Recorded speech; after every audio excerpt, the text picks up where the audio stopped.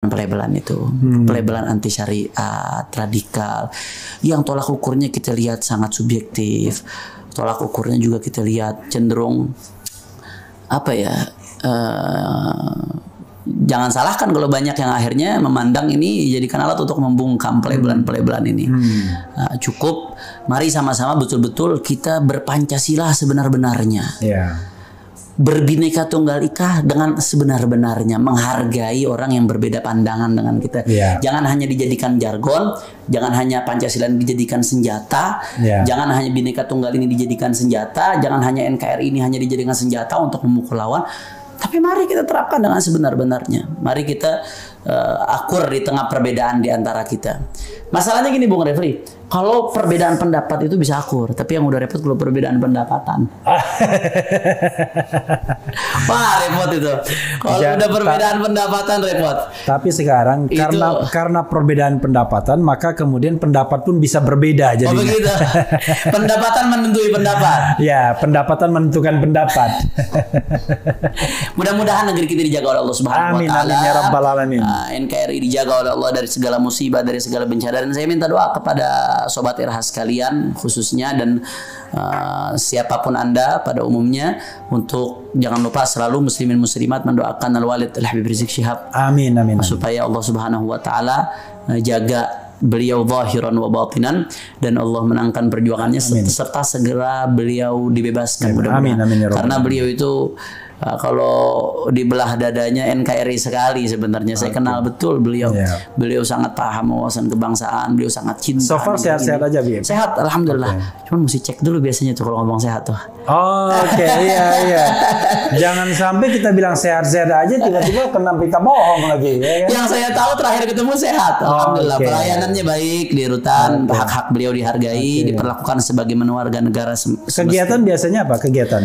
Ya kegiatan ya karena kan kamar kita dekat musola rutan blok narkoba. Ya kegiatan ya kan kita di hak termasuk hak kita hak untuk beribadah. Ya kegiatan sholat 5 waktu, kemudian memberikan bimbingan rohani, tasawuf, bimbingan untuk menata hati, bagaimana taubat untuk kembali kepada Allah, bagaimana supaya baik. Karena kan banyak kan tahanan narkoba ini ada yang mantan pemakai, mantan preman, mantan ini.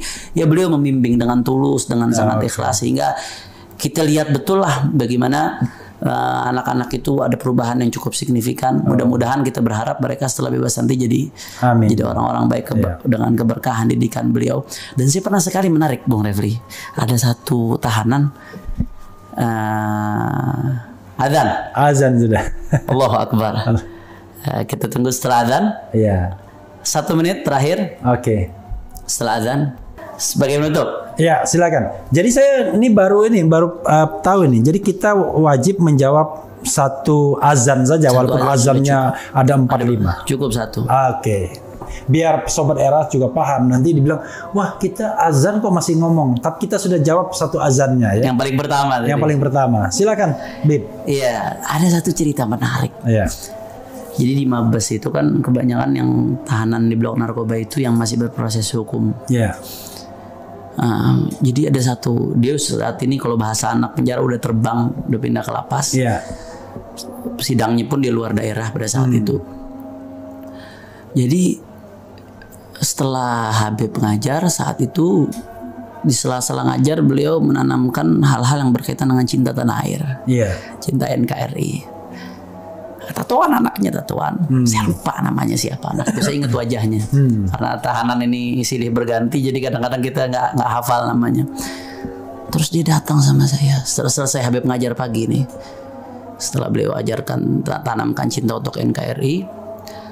Beb, kok Habib Rizik beda sama yang saya dengar di media ya? Selama ini kok kesannya anti Pancasila, anti NKRI, nggak radikal sekali. Tapi kok saya di sini malah diajarkan cinta tanah air sama beliau, cinta NKRI. Haji, Masya Allah. Jadi ya silakan Anda mau dengar dari orang atau dengar sendiri, saya bilang. Bagaimana begitu besar kecintaan beliau kepada Indonesia, kepada NKRI. Beliau nggak ada, saya tahu persis. Saya 24 jam duduk bersama beliau selama setahun. Luar dalam saya tahu bagaimana pemikiran beliau, bagaimana semangat beliau, keberanian beliau. Saya tahu persis beliau itu ambisi kekuasaan sedikit pun tidak ada. Jangankan nyalon atau maju sebagai calon, ngimpi jadi calon aja nggak ada, ngimpi jadi pejabat aja nggak ada. Karena biasanya ukurannya di situ, Bib. Jadi kalau orang membicarakan sesuatu, kalau dia punya ambisi untuk menjabat, ambisi untuk harta, biasanya nggak bisa dipercaya. Betul. Tapi kalau dia nggak punya ambisi, maka orang mau nembak apa lagi? Betul. Orang cuma ingin menyampaikan kebenaran, amar ma'ruf nahi munkar saja. Jadi kalau ambisi nggak ada sama sekali, ambisi harta yang saya tahu nggak ada beliau. Terlepas sekali tangan beliau. Panjang kalau saya ceritakan masalah itu, bagaimana terlepasnya tangan beliau untuk membantu orang, untuk uang pribadi, untuk pengembangan pendidikan dan lain sebagainya. Jadi niat beliau cuma satu, bagaimana negeri ini baik. Bagaimana bangsa ini, khususnya anak-anak bangsa, terjaga dari bahayanya minuman keras, bahayanya prostitusi, bahayanya pornografi, bahayanya porno aksi, bahayanya komunisme, bahayanya sekularisme, liberalisme. Bagaimana anak-anak bangsa ini terjaga dari bahayanya LGBT. Tapi memang ketika orang mensyiarkan kebaikan, memang musuhnya pasti banyak. Itulah. Dan kadang-kadang musuhnya itu orang yang berkuasa. Kadang-kadang. Ya itu yang Nabi makanya katakan afdhul jihad, karena berat sekali. Iya. Makanya beliau pernah ngobrol sama saya. Ini saya garis bawahi sampai saat ini, saya ingat betul. Hanif, kata beliau, kita ini dai, bukan oposisi.